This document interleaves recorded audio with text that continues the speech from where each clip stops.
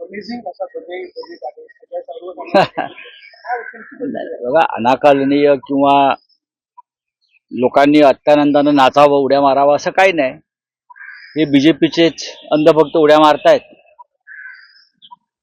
आता त्याच्यावरती अनेकांनी आपापल्या पद्धतीने विश्लेषण केलेलं आहे की हे मध्यमवर्गीयांना खुश करणारं बजेट आहे. खरं म्हणजे या कालच्या निवडणुकीत मध्यमवर्गीयांची मतं भाजपला पडलेली नाहीत.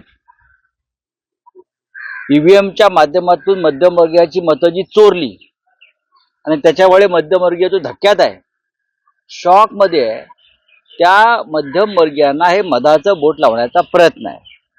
प्रत्यक्षात या सगळ्या कागदावरच्या बजेटमधून लोकांना काय मिळतंय, काय मिळणार आहे यासाठी थोडा वेळ द्यावा लागेल. आता फक्त जे अर्थतज्ञ आहेत त्यांची भाषणं आपण ऐकायची आहेत, त्यांनी केलेलं विश्लेषण वाचायचं आहे. प्रत्यक्षात काय होईल यासाठी थोडा वेळ जावा लागेल. बोला. मात्र बिहारचा हा संकल्प आहे. महाराष्ट्रासारख्या राज्याला काय मिळालं बिहारच्या तुलनेत?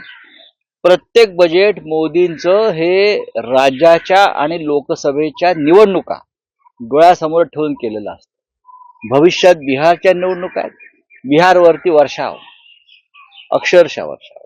जिथे भारतीय जनता पक्षाचं राज्य नाही, मग तामिळनाडू असेल, केरळ असेल, कर्नाटक असेल, महाराष्ट्र असेल, तिथे आपलं काहीतरी तोंडाला पानं पुसायची आणि पुढे जायचं. आणि मग भाजपचे जे लोक आहेत अंधभक्त, ते टाळ वाजवत बसतात. देश विदेशातील प्रत्येक घडामोडींचे लाईव्ह अपडेट मिळवण्यासाठी आता साम टीव्हीच्या सर्व सोशल मीडिया प्लॅटफॉर्मला लाईक, फॉलो आणि सबस्क्राईब करा.